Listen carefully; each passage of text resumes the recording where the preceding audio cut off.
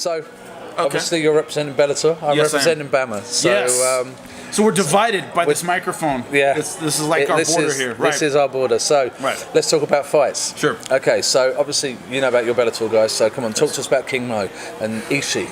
Talk to us about that fight. King Mo and Ishii. King Mo, outstanding wrestler.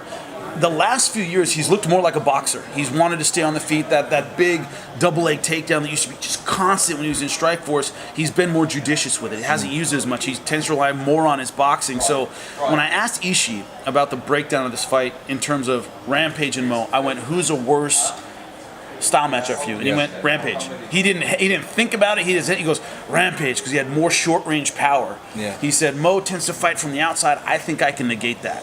So Ishii's more confident, I think, going into this fight than he was against Rampage. But Mo is one of those athletic guys where a lot of people don't realize what they're getting into until you're in there with him. You go, man, he's fast. Man, he's quick. He's slick. He's explosive. He's a combination of things that are hard to find. And Ishii has to find a way to deal with really the athleticism of King Mo early on in the fight, because if you try and reach in and get close or try and use your judo to, I'm just going to walk through some punches to get in my judo clinch, he's not going to be able to do that against King Mo. So that's Ishii's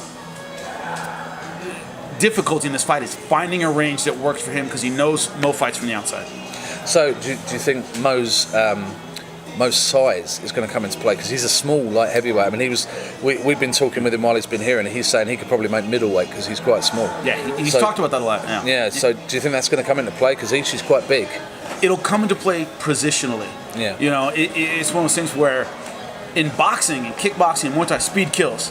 I can be, Roy Jones won a title of heavyweight because he's just faster than everybody else. So on the outside, when they're striking, no. When they lock up and you get in that clinch position, or they're on the ground and Ishii's on top, and you go, oh man, this is a big dude. Yeah. That's when we'll start to see the difference in terms of grappling. 5 pounds is huge. It's huge. And the fact that Ishii's going to be naturally the bigger guy, I think on the ground it plays a lot. So how do you see it playing out? Do you think it's...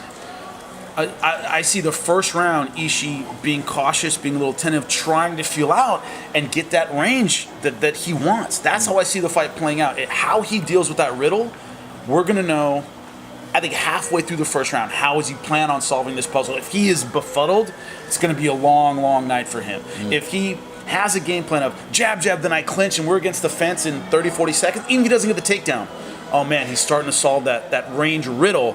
Might be a long night for King Mo. I think we'll know halfway through the first round. Yeah. So should we talk about the one that everybody's talking about? Yes. Young Mr. Gallagher. Yes. And the pretty boy. Yes. Who has more than ruffled a few feathers, shall we say. Yeah. I mean, he came close to getting himself lynched today in the press conference. It's building a fight and then building a fight, and I think he's having fun with it. But the thing to me is, I'm American audience. I understand Irish history. Yeah. My degree's in history. I understand Irish history. Yeah. But I don't have an emotional connection to Irish history. Yeah. I'm an American. So our audience, that I'm speaking to is American. You and I, the first time we ever met was today, and you walked up and I said, "How was the presser?" And you went, "Fruity boy stepped in it, man." And I was trying to come up with, I was talking to you about it, and I said, "What's an analogy?" And I mean, you were almost like a Civil War joke to a black guy, to a black opponent. You know what I mean? In the U.S., where you made a Confederate joke to a black fighter, where I was like, "Wow!" And he goes, and you went, "Yeah, you did." You went, "Yeah, it was like that." But when we talked to Gallagher, he didn't seem ruffled. No. He went, "Nah, the guy can say what he wants." He didn't even seem, "I'm going to kill this guy." Even on the other way, where it was out of motivation, he kind of went, "Nah, not really. I'm just going to beat him up and that's it." So his head seems to be in the right place. It's a matter of, getting to the cage. It's a matter of in the hotel. It's a matter of getting a ride there. And so when you do something like that, and that gets around, it's hard to even get anything done in the practicalities of getting to the fight. But some guys need that. Some guys need to make a fight personal in order to fight, or some guys like to get under another guy's skin or whatever. And apparently he's taking that road, but you got to own it. You can't go making something about nationality or making something about race or something, one of these sensitive things. You better back it up. You Yeah. better go in there and you better perform. Then you can say whatever you want. So he hasn't shown that yet, and we won't know until fight time if he does. Fight night, yeah. Right. Yeah, it's going to be interesting. I mean, Gallagher again has fought for us as well. Yeah. And it goes to the floor. I think it could be all over for Pretty Boy very quickly because Gallagher is something else on the floor. Yeah. He fights for fun on the floor. Yeah. So it's definitely an interesting matchup. The crowd's going to be. I think the crowd's going to be fairly hot for that one. And it's one of those things where if you're a ground guy, which I am too, that's when you want to be cool. Yeah. You don't want to be high. If you're a striker and it's like all the emotions and all that stuff, that's great. And you're trading bombs. I'm gonna do this. On the ground, you got to stay cool. Yeah. The moment you get emotional and make a mistake, that's when everything goes south on you.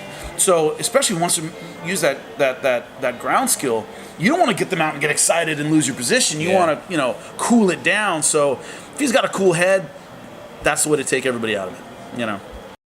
Let's talk about our main event, which is Tom the Fire Kid Duquesnoy, prospect extraordinaire, and Alan the Apprentice Philpott. Please, fill me in.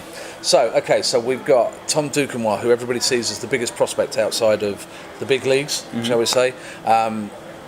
Modelled himself at an early age very much on Fedor style as a sambo specialist. He's got high level strikes. He's very good takedown defence. He's as good on the floor as he is on the feet. Very quick.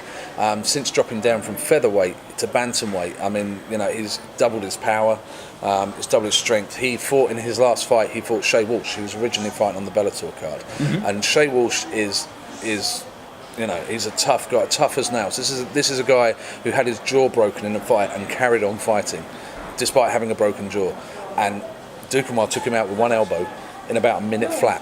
And it's just something you just don't see Shay Walsh go out like that at all, ever. And Duquesnoy went through him like he was butter. Wow. So now you've got Alan Philpott. Alan Philpott, right. who's 24. Has had something like 40, 50 odd pro fights. He's been fighting since about 16, 17. And again, is another one of these great Northern Irish fighters. Better get that right or else I'll be in big trouble. He's another one of these tough guys who just fights. He fights for fun, but recently he's refocused. He's got himself out of being at home, training at home, because the Next Gen Northern Ireland gym where he is, he said it's through his choice, but he was involved in a lot of the classes, did a lot of training, so he had a lot of distractions going on. So for this fight, this is his biggest fight. This is his biggest, he beats Tom Duquesnoy, he moves himself way up the pile. So he's moved to Liverpool with his friend and training partner Dean Garnett, who fought on Bellator London. Gotcha. And he's completely refocused. He's a different fighter, absolutely different fighter. This fight is too tough to call. 3-4 months ago, I'd have said, Duquesnoy. Now I'm not saying that. I genuinely do not know which way to call this fight. Well, now I'm excited to call it. Yeah, unbelievably excited. It's gonna be fun. It's going to be a crazy fight.